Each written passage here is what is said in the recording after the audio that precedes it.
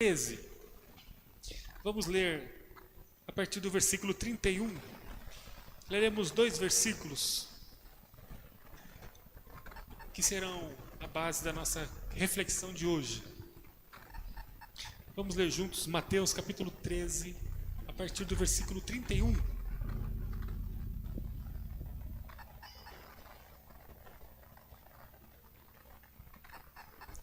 tema de hoje: sementes de vida. E para isso nós vamos voltar o nosso coração, os nossos olhos para a palavra do Senhor, porque apenas dela pode jorrar a palavra do Senhor, a vontade dele para nós. Ela é a fonte inspirada de vida e nós vamos então lê-la. Mateus capítulo 13, versículo 31 diz assim: Então Jesus contou uma parábola. O reino dos céus é como a semente de mostarda que alguém semeia num campo. É a menor de todas as sementes, mas se torna a maior das hortaliças. Cresce até se transformar em árvore. E vêm as aves e fazem ninho em seus galhos. Amém? Eu posso ouvir um amém? Que assim seja, Senhor, que a sua palavra, que é poderosa, possa falar ricamente em nós mais uma vez. Tu és o grande Senhor, Tu és o único Salvador, Criador de todas as coisas que são boas. Tu és o Pai da eternidade. A Ti nós exaltamos e agora, humildemente, clamamos a Ti, que Tu possas falar a nossa vida, que o Senhor possa remover a nossa vida do lugar onde estamos para um lugar de mais intimidade com o Senhor, para um lugar com mais clareza a respeito do Teu propósito em nossa vida, e que esse lugar possa mudar o nosso comportamento para melhor. Fale conosco, Senhor, as sementes de vida que precisamos, e nós suplicamos que o Senhor possa encher, transbordar a nossa vida em abundância. Em nome de Jesus. Amém. Amém. Amém. Um dos assuntos mais comentados no Brasil e no mundo, sem dúvida, é a sobrevivência, né? Temos falado muito como humanidade sobre a sobrevivência. Há um vírus mortal que mexe intensamente com cada canto do mundo. Nessa última semana, o grande assunto, aqui no Brasil principalmente, foi a crise na saúde do estado do Amazonas, né? Vocês têm acompanhado essa situação tão difícil que o estado tem passado, especialmente na capital, Manaus, onde o sistema de saúde não suportou a demanda. E aí uma somatória, né, de má gestão pública, com uma demanda enorme, se instaurou então um colapso. Muito provavelmente vidas se foram por causa desse momento tão difícil que a cidade, todo o estado está passando. E que também se reproduz em outros estados. Talvez não com essa mesma magnitude, mas que também se reproduz em muitos estados. A dificuldade da saúde boa se estar presente, né?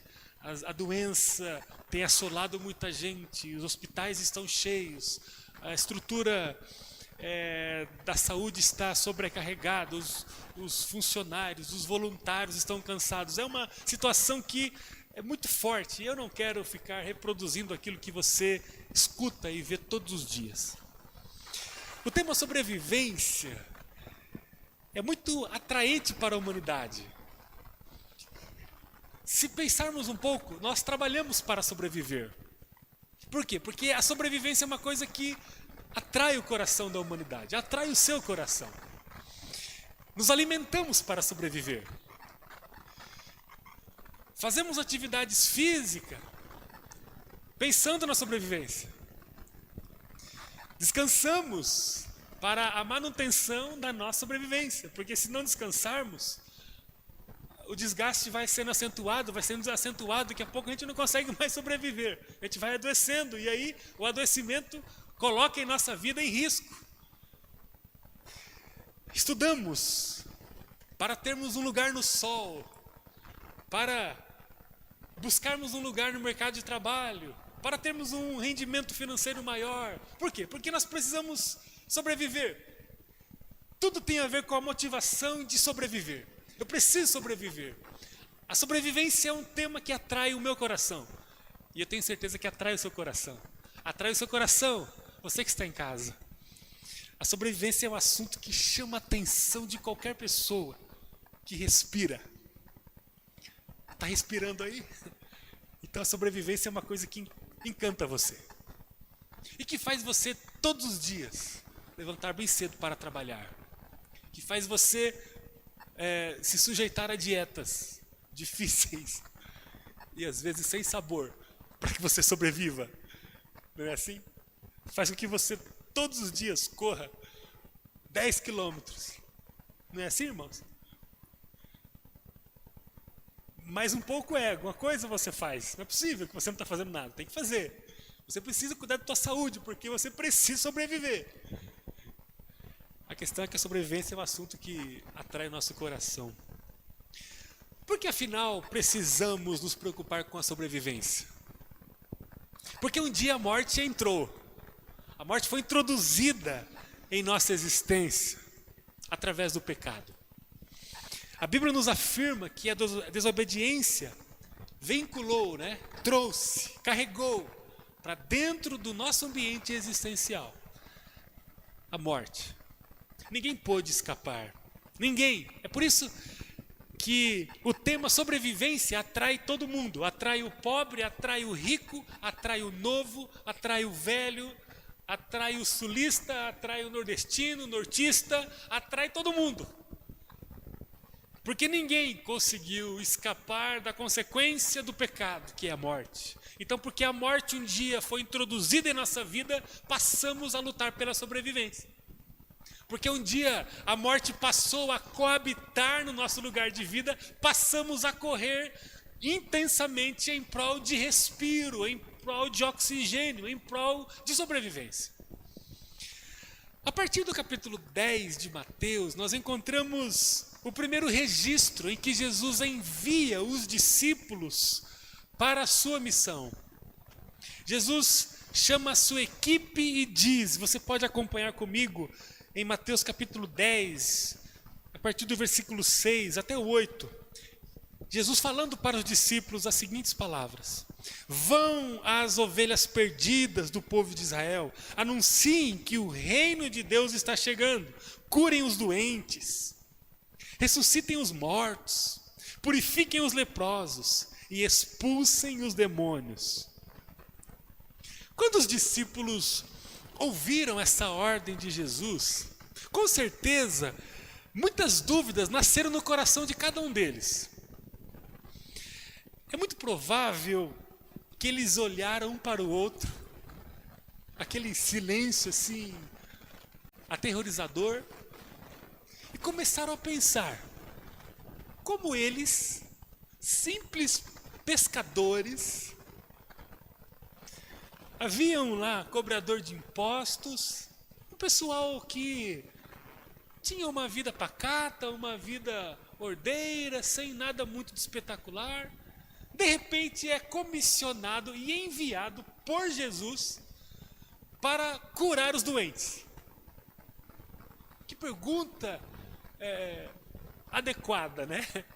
Como que eles curariam os doentes? Como que eles purificariam os leprosos?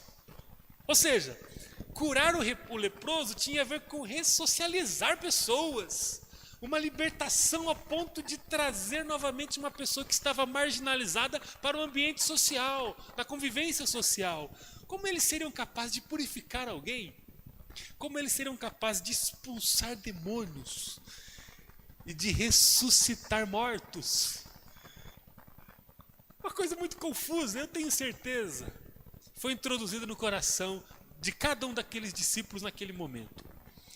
Até mesmo a definição sobre o reino de Deus era uma coisa bem confusa para eles. Eles tinham muitas expectativas no coração a respeito da nação de Israel, a respeito do plano de Yahvé para eles, como povo judeu. Mas eles não tinham compreensão plena sobre o que Jesus estava falando sobre o reino de Deus. Seria um reino político e econômico? Seria um reino ideológico com uma ênfase na justiça social ou na filantropia? Seria uma nova seita de adeptos do Mestre Jesus?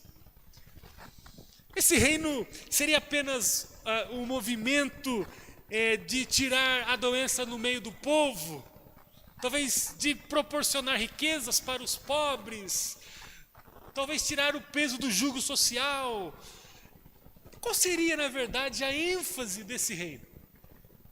E com o passar dos dias, Jesus começou a explicar, clarificando, melhorando a imagem de cada um dos discípulos a respeito do que ele estava falando sobre o reino de Deus. Até que o mestre contou a parábola da semente de mostarda de Mateus capítulo 13, a partir do versículo 31, que foi o texto que nós lemos. O reino dos céus é como a semente de mostarda que alguém semeia num campo. Então esse é o contexto. O contexto de um grupo de discípulos que foi comissionado por Jesus para fazer coisas mirabolantes, inexplicáveis, como a ressurreição de um morto, como a cura de um doente, como a libertação, a purificação de um leproso, mas que no primeiro momento não ficou claro no coração daqueles comissionados como que a coisa aconteceria, até que Jesus vem e conta uma parábola.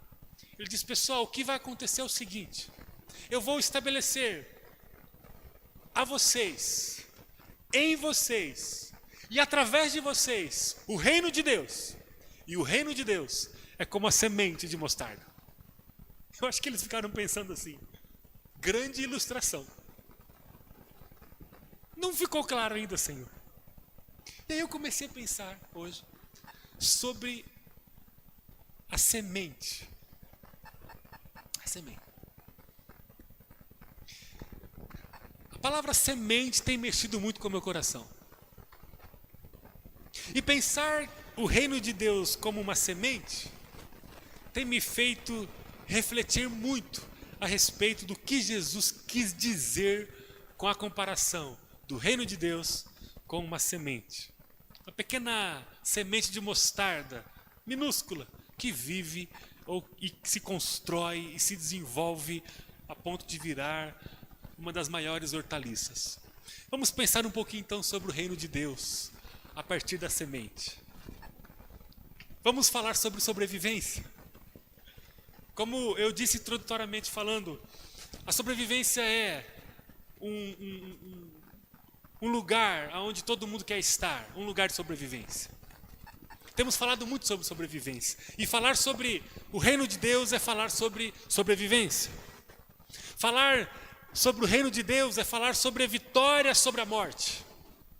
E falar sobre a vitória sobre a morte é falar sobre sobrevivência. Porque quem vence a morte sobrevive. Quem vive e sobrevive, vence a morte. Jesus veio ao mundo para falar sobre sobrevivência. O reino de Deus é um discurso de sobrevivência. Jesus, ele amou tanto a criação, amou tanto a minha vida, amou tanto você que está em casa, a ponto de morrer numa cruz. Ele veio ao mundo, viveu a vida, foi judiado, morreu, foi sepultado e ressurgiu ao terceiro dia para que a morte pudesse ser para sempre derrotada por ele, por sua própria mão.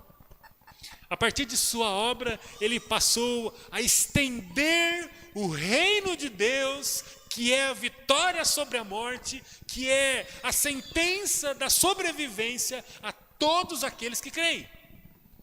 Você que está me ouvindo, você tem a oportunidade de viver o reino de Deus, que é a sentença de sobrevivência para todo sempre, a partir da fé no Filho de Deus, a saber, Jesus Cristo.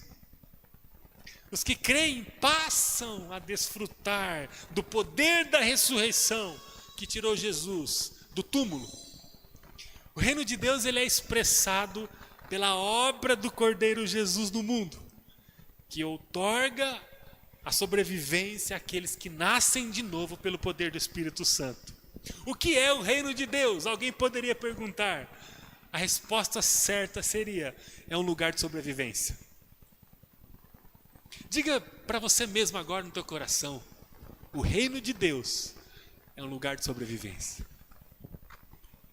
Diga isso para você agora.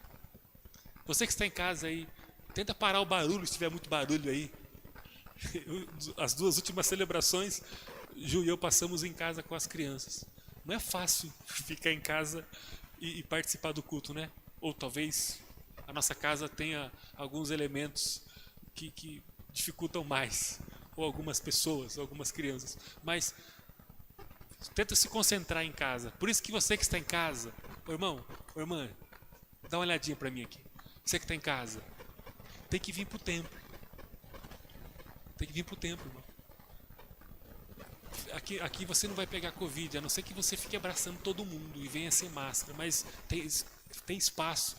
A regulamentação da Secretaria de Saúde, ela é seguida por nós aqui, então você pode vir. E se lotar, a gente encerra a entrada de pessoas, mas você pode vir, tem bastante espaço ainda, tá bom, irmão? Amém? Recebe aí, é Deus falando no teu coração. Aqui a gente vive, em casa a gente vive, mas sem os contornos da realidade aqui. E aí, você que está em casa, diga ao teu coração agora: eu preciso entender que o reino de Deus é um lugar de sobrevivência. O reino de Deus é um lugar de sobrevivência para nós. Viver o reino de Deus é se desgarrar das cordas da morte. A única morte que toda a humanidade vai ter que enfrentar ainda, segundo o próprio texto sagrado, lá de 1 Coríntios, capítulo 15, versículo 26, é a morte física. O apóstolo Paulo diz que a morte física é o nosso último inimigo. Nós vamos enfrentar esse último inimigo ainda, mas nós não temos mais ameaça alguma de morte, exceto a morte física. Por quê? Porque o reino de Deus nos tira do lugar de morte e nos mantém no lugar de sobrevivência. A sobrevivência existencial, não a física, mas a existencial, ela só pode ser alcançada pelo reino de Deus. Eu quero concluir com você pensando sobre o valor da comparação do reino de Deus com a semente. Entendemos então que o reino de Deus é um lugar de vida. Amém? Entendemos que o reino de Deus é um lugar de sobrevivência. Entendemos que quem vive o reino de Deus não está ameaçado com a morte, porque Jesus ele venceu a morte e ele compartilhou a vitória da vida com todos aqueles que fazem parte do reino de Deus. Mas eu queria pensar com vocês, para concluir a nossa reflexão, sobre o papel da semente no reino de Deus. O que Jesus quis dizer com o reino de Deus ser comparado com uma semente? A semente, eu estava pensando, é o prenúncio do fruto. O que é semente? Vamos conceituar o que é semente. A semente é o prenúncio do fruto. É o anúncio do fruto, não é? A semente. Primeiro nasce a semente, depois nasce o fruto. Você já ouviu alguém falar que o fruto nasceu sem a semente? Primeiro tem a semente, depois tem o fruto. Você já ouviu alguém falar que a semente nasceu depois do fruto? Aí alguém pode falar: não, mas o fruto carrega a semente, né? Mas quem nasceu primeiro? A semente. Aí entra aquela questão do ovo e da galinha, né? Não, mas vocês vão me ajudar, né? Porque foi o exemplo que eu consegui dar aqui. Vocês vão complicar a minha ilustração. Vamos aqui entender que primeiro é a semente. E depois da semente vem o fruto. A ordem do processo é essa. O primeiro que nasce, ou o primeiro que existe, dentro de uma lógica cronológica, é a semente. E a semente gera o fruto. O que isso quer dizer? Quer dizer que o reino de Deus é uma semente. Quer dizer que o fruto do reino de Deus é manifestado na humanidade a partir de um processo. Esse processo é a semeadura. O reino de Deus é a semente. Quando a gente olha para Jesus, a gente encontra esse processo de semeadura na vida de Jesus. Porque já está muito passivo para nós que o reino de Deus é um lugar de sobrevivência. Amém. Amém. Louvado seja Jesus por ter descido da sua glória e nos trazido vida em abundância. O reino de Deus é um lugar de sobrevivência, é um lugar de vida abundante. Agora, como vivemos o reino de Deus? Dentro de um processo de semeadura, como uma semente. Quando a gente olha para Jesus, a gente encontra isso. Jesus não nasceu aos 30 anos, diretamente na cidade de Cafarnaum, onde ele começou o seu ministério. Jesus nasceu em Belém, como um bebê nasce. Jesus não ficou dormindo os 30 primeiros anos da sua vida. Jesus foi criado em Nazaré, como uma criança normal. Ele viveu todo o processo. Ele foi construído num processo de semeadura. Quando lemos o Evangelho de Lucas, nós encontramos Jesus aos 12 anos, sentado com um monte de doutores, falando a respeito das Escrituras Sagradas. Então, Jesus aos 12 anos, ele já tinha um bom conhecimento, na verdade, um incrível conhecimento a respeito da Torá, a respeito do Antigo Testamento. As Escrituras já faziam parte da vida de Jesus. Por quê? Porque Jesus as conhecia. Por quê? Porque Jesus foi construindo um processo. Jesus estudou muito quando era criança. Jesus não começou o seu ministério de qualquer jeito. Jesus, primeiramente, ele procurou João Batista, a voz que clamava no deserto. Jesus não saiu de Nazaré, foi para Cafarnaum e começou abruptamente seu ministério. Não, teve um processo. Primeiro ele procurou um homem. Quem foi esse homem? João Batista. Cadê o João? Eu preciso encontrar o João. Encontrou João. Ô João, você precisa me batizar. Batizar? Sim. Houve um processo. Jesus se batizou, ou foi batizado. Depois que ele sai das águas, Jesus é conduzido para o deserto, para ser tentado por Satanás. Jesus foi tentado logo depois do batismo. É um processo. Ele foi aprovado ali na tentação. Ele foi provado para ser aprovado. Depois, Jesus, segundo o texto, começou a anunciar. E à medida que Jesus começou a anunciar, ele encontrou alguns homens na beira da praia e os convidou para serem seus discípulos. Houve um processo. Jesus convidou 3. E depois ele começou a aumentar o grupo. De 3 o grupo passou a ser 12. E quando olhamos Lucas capítulo 10, os textos sagrados, encontramos que esse grupo de 12 aumentou e se tornou um grupo de 70. Houve um processo. A Bíblia diz que certa vez Jesus estava em Jerusalém e ele contava com uma grande multidão. E em Atos vai dizer que muita gente estava em volta ouvindo a palavra. 120 pessoas estavam fielmente aguardando o Espírito Santo depois que Jesus foi aos céus. Ou seja, Jesus construiu uma identidade na vida de muita gente. Começou com 1, com 3, depois foi com 12, depois foi com 70, até que 120 estavam ali em Atos capítulo 1, esperando o Espírito Santo descer. Interessante como que a gente vê Jesus num processo. Quando a gente avalia a vida de Jesus, a gente encontra um processo bem definido sendo construído. Qual é esse processo? Semeadura. Sementes. Cada passo de Jesus foi um degrau que ele usou para subir um pouco mais na direção do propósito do Pai.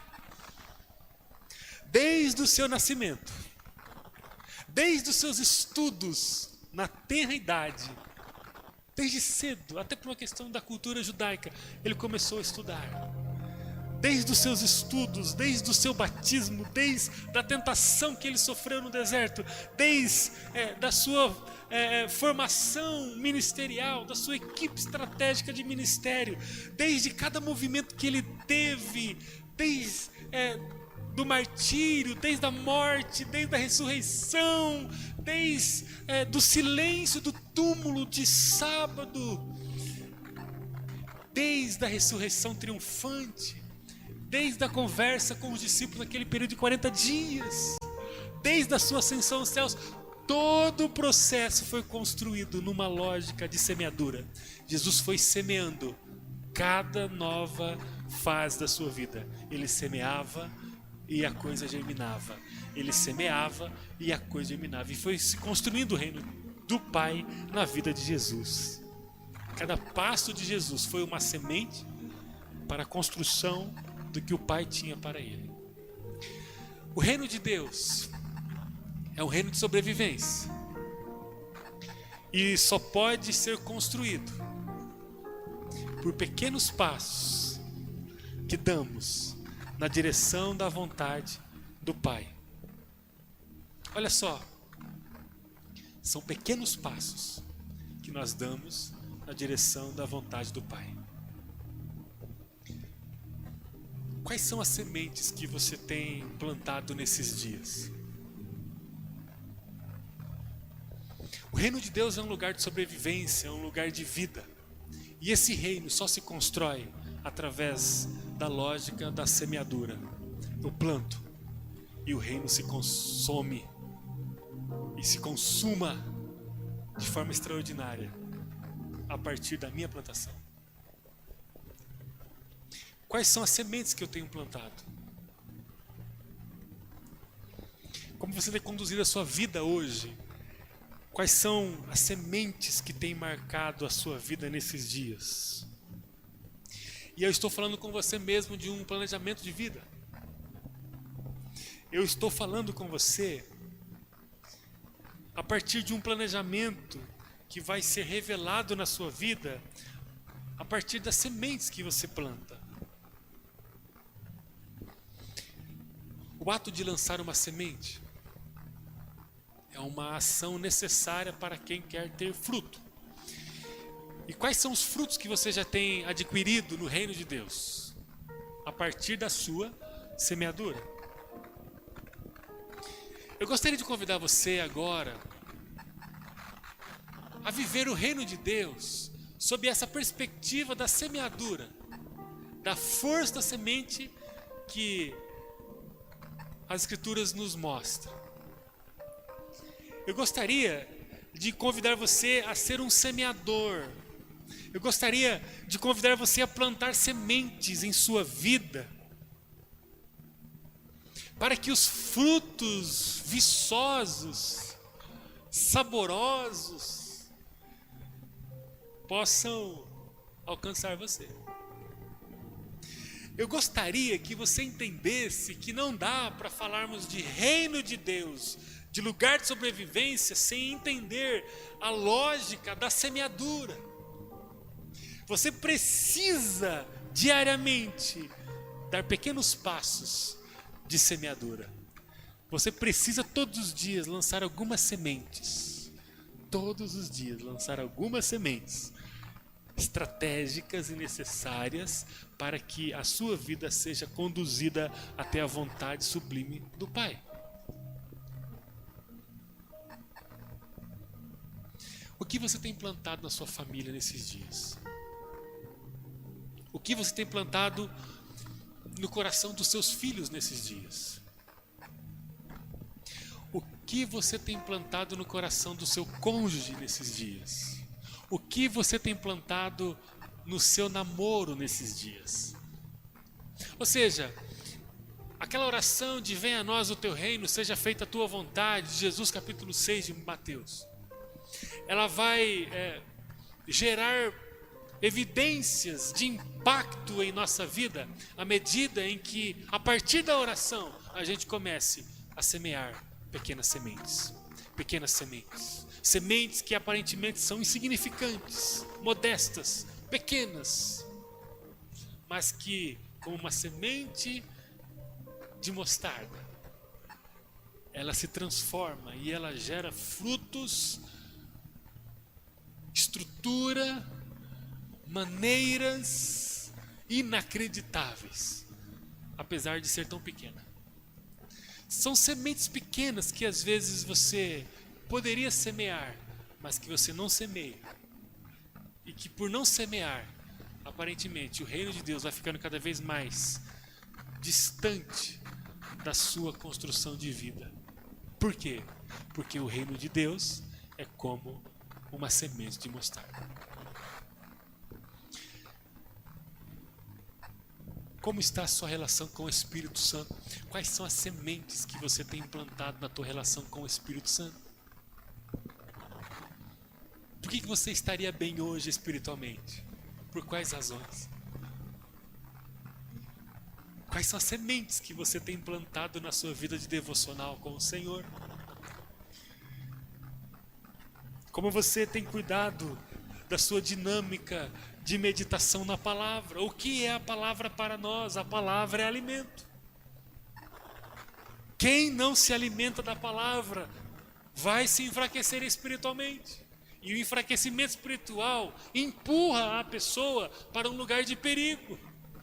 O enfraquecimento espiritual remove a pessoa do aprisco do Senhor e a coloca no lugar de ameaça, onde os lobos podem chegar. Tem algum vício, alguma coisa que você carrega no teu coração, no íntimo do teu coração, você precisa conhecer a palavra de Deus. Mas funciona? Funciona. João capítulo 8, e conhecereis a verdade vos libertará. No capítulo 14 de João, Jesus fala, eu sou a verdade. Não fala? Eu sou o caminho, a verdade e a vida. No versículo 6, ele é a verdade.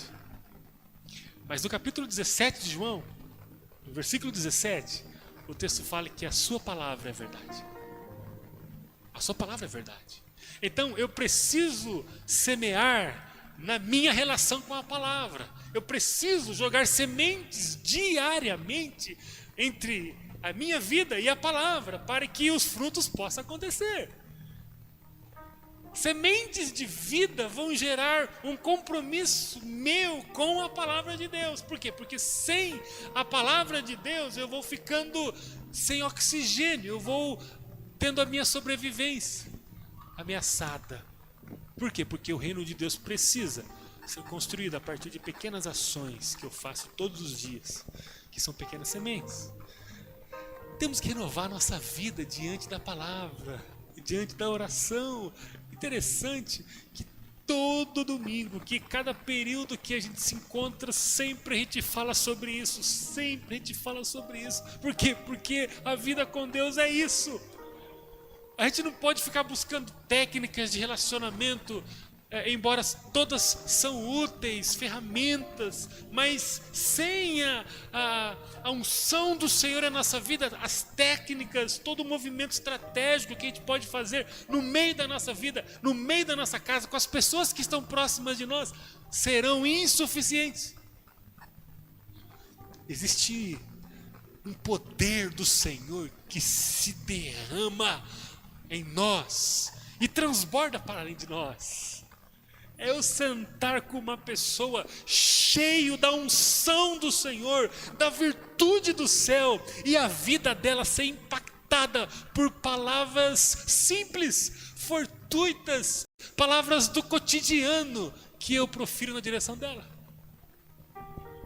É eu sentar com alguém para tomar um café e a presença de Deus impactar a vida sem que eu fale sequer uma palavra.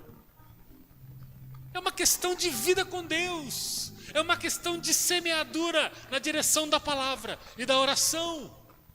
É uma questão de disciplina, de todos os dias separar o meu tempo, no meu canto, para estar a sós com Deus. Ainda que eu não consiga falar nada, mas em silêncio eu estou com o Senhor.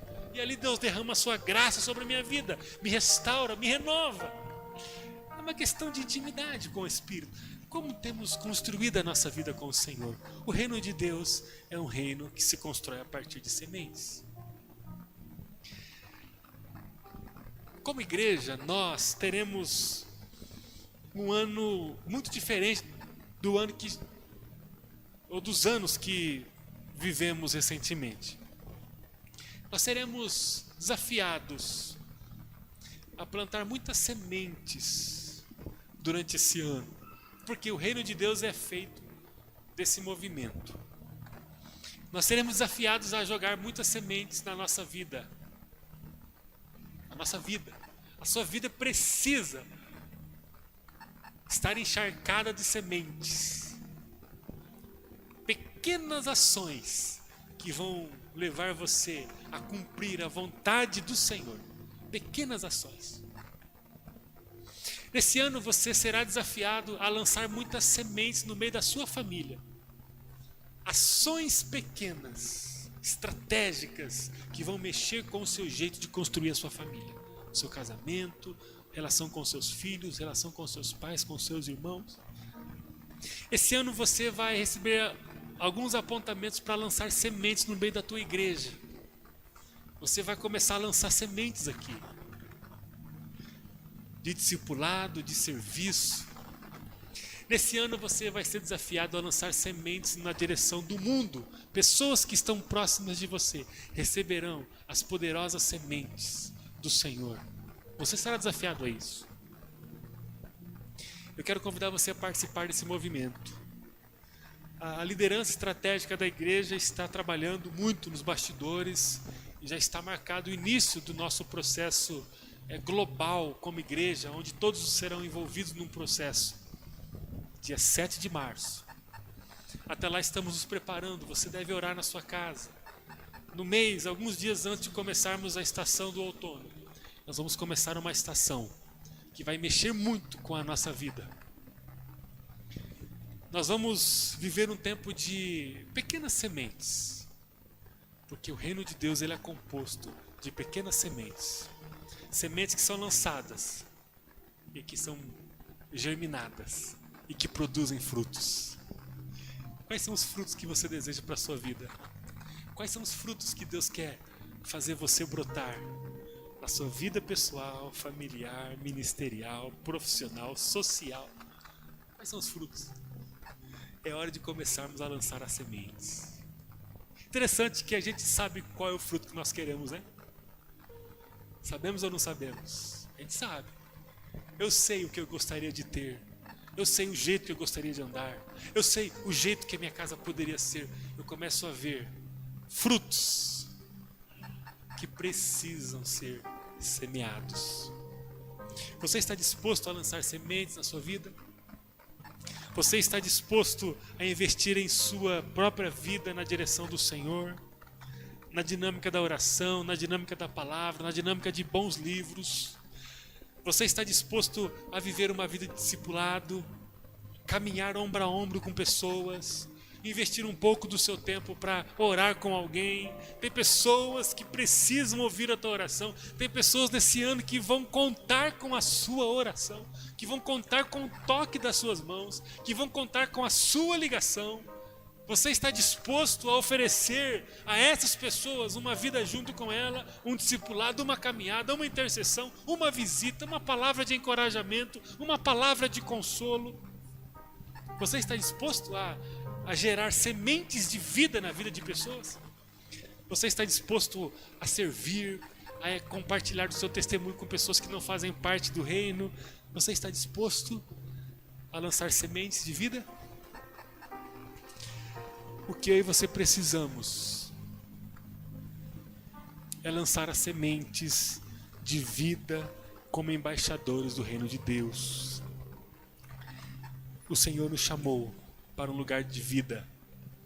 E estamos no lugar de sobrevivência, porque o reino de Deus é esse lugar para lançarmos sementes de vida. Que Deus possa abençoar muito vocês. E que a gente tenha a clareza de que há um caminho que precisamos seguir, lançando sementes. Pegue aí a sua sacola, alforje, a sua bolsinha imaginária carregue-a de semente e saia daqui em nome de Jesus. Você que está em casa, depois saia dessa transmissão em nome de Jesus, lançando semente. Temos que lançar semente, porque o fruto vai vir. Vai vir. O que é o reino de Deus? O reino de Deus é como uma semente que brota e que vive e que se constrói e que se torna algo grandioso. Mas para a semente germinar, ela precisa ser semeada. Temos que semear. Queridos, nós temos que semear. Profetize sobre a sua vida, profetize sobre a sua casa, profetize sobre quem está perto de você, profetize sobre a sua igreja, profetize sobre aqueles que estão em casa dormindo, aqueles que nem se conectam na igreja, aqueles que estão escolhendo o caminho do mundo. Profetize sobre eles. Profetize, diga assim: olha, há sementes aqui na minha sacola, eu vou lançar sobre a sua vida. Eu vou lançar sobre você, eu vou lançar sobre a minha casa. Às vezes sua casa está apagada, está com um ambiente ruim. Às vezes o diabo está encontrando espaço para atuar ali. Olha, lance sementes de vida no meio da tua casa. E que conversa que é essa, pastor? É o que Jesus disse. Reino de Deus, semente.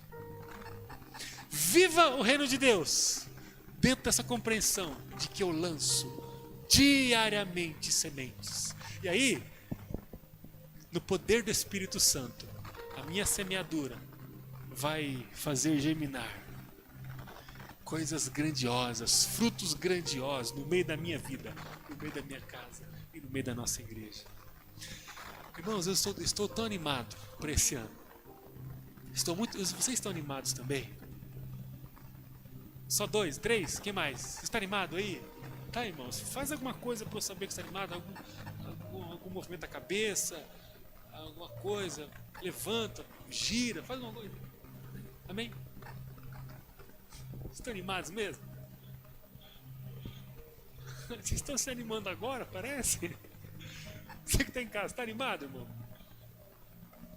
Você não está aqui por questões bem sérias mesmo, né? Porque senão você estaria. Mas está animado mesmo. Está animado, pessoal? Pessoal, eu estou muito animado esse ano. Ver a foto daquela enfermeira hoje sendo vacinada em São Paulo não trouxe uma emoção? Vocês viram? Deu emoção, irmãos. Poxa, que bênção. Tanta gente que temos perdido. Que bom, que bom. Agora vai acontecer. Em alta produção, estamos produzindo a vacina, vai acontecer. Estou animado. Se tivesse que esperar mais um ano, eu estaria também animado. Porque a gente ia viver de alguma forma aquilo que Deus tem. Porque não é um vírus que vai parar o avanço da nossa vida na direção de Deus. Então, eu estou animado. Mas eu consigo ficar mais animado ainda quando eu vejo que está chegando o momento em que nós conseguiremos de novo estar todo mundo aqui, os pequenos grupos, tomando café uns com os outros, refazendo essa comunhão que foi quebrada e extinta, né, do nosso meio nesses últimos meses. Estou muito animado. Muito animado. Eu não sei como a igreja Batista Hortência vai sair da pandemia, mas eu estou muito animado porque eu vou estar lá. Eu vou estar com o pessoal animado lá. Não sei se vai estar a irmã Maísa, a Fran, o Dirceu, a irmã Maria do Rosário. Não sei quem mais vai estar com a gente. Embora esse eu sei que estarão. Não sei quem mais vai estar com a gente, irmã Giselda. Não sei. Mas nós vamos estar lá. Nós vamos estar felizes lá, vivendo todo o processo de semeadura. E 2022 vai ser extraordinário, do mesmo jeito que vai ser 2021. Por quê? Porque nós estamos no lugar de sobrevivência. Nós fazemos parte do reino de Deus e temos em nossa sacola muitas e muitas sementes que vão ser semeadas na nossa vida com o Senhor, na nossa casa, na nossa igreja e no mundo. Sementes de vida é o que nós temos. Semear as sementes de vida é o que precisamos fazer. Amém? Esse ano vai ser extraordinário. Esse ano vai ser uma bênção, irmãos. quem viver verá. Quem semear verá. Eu profetizo sobre a minha vida e sobre a sua vida. Esse ano será um ano maravilhoso, extraordinário, no meio da nossa casa, no meio do nosso ambiente ministerial. Os nossos pequenos grupos vão se multiplicar. Nós vamos viver um discipulado de uma forma como nunca vivida aqui em nosso contexto. Nós vamos batizar muita gente no final da estação, da terceira estação nesse ano. Comece a conhecer o planejamento da igreja. Eu vou postar depois nos grupos da igreja alguma coisa para os irmãos ir lendo. Você que não pôde estar terça-feira aqui. Tivemos na terça-feira um tempo maravilhoso aqui. As redes sociais da igreja estão levando as informações de como vamos fazer as coisas. Mas nós vamos fazer. E aí vai ser extraordinário aquilo que Deus vai fazer na minha vida. Eu vou terminar junto com a Ju e com os nossos filhos, esse ano, cheios, abençoados, renovados, com muitos frutos que nós vamos contar no final do ano. Você também vai terminar esse ano com muitos frutos. Você vai olhar aqueles frutos bonitos, talvez um jeito diferente que você plantou e colheu, no jeito de você construir a sua casa, no jeito de você lidar com as questões profissionais, do jeito de você lidar com a tua palavra. Você vai terminar o ano com tantas experiências de palavra, de intercessão, de milagre, de testemunho. Você vai ser uma pessoa diferente no ambiente de trabalho. As pessoas vão ver o brilho do Senhor no seu ambiente de trabalho. E quando o brilho do Senhor é visto, a empresa pega você e fala assim: ó, nós precisamos desse brilho aqui, ó. Você vai poder agora nos abençoar por causa do teu caráter. Você tem algo diferente. Não é só a tua formação, é você. Você vai fazer José do Egito ser lembrado, Daniel ser lembrado. Homens que foram governantes, que governaram, que tiveram uma condição de liderança, de prosperidade, de riqueza, porque eram cheios da presença do Senhor. Você vai olhar e falar assim: não, olha, parece que é diferente. Eu terminei o ano melhor, eu terminei o ano mais próspero, eu abençoo mais as pessoas, porque eu semeei fidelidade no ano, porque eu semeei intercessão no ano, porque eu amei as pessoas mais do que qualquer carreira profissional, porque eu me dei às pessoas necessitadas, e são muitas. A irmã Maísa precisa de coisa que eu tenho para ela. Cada um de nós precisa de algo que o outro tem, e nós temos aquilo que o outro tem. Eu peguei a minha carreira profissional e sujeitei a minha carreira profissional àquilo que Jesus quer de mim, porque o tempo corre, porque o tempo é escasso, exíguo, ele vai passando, daqui a pouco não tem mais 2021, eu vou semear, e aí vou chegar no final do ano e dizer assim: olha, o Senhor me prosperou, porque Mateus capítulo 6 não falha. Vamos falar juntos o versículo 33? Qual é? Mateus 6, 33. Eu acho que é esse, mas é aquele texto que fala assim: buscai primeiro o reino de Deus. Vamos falar juntos? Buscai primeiro o reino de Deus e a sua justiça, e todas as outras coisas Ele vai nos acrescentar. É isso. Funciona? O que eu fico pensando às vezes, o Senhor nos pede a primícia. O que é primícia? São as primeiras coisas. A gente dá a segunda, terceira, quinta, oitava coisa, e aí parece que essa vida é difícil, né? Temos que ir levando o sofrimento mesmo até o final dela. Parece que está emperrado. É como se a gente não conseguisse entender que tudo é uma questão de semeadura. Vamos terminar esse ano de forma extraordinária para a glória de Deus.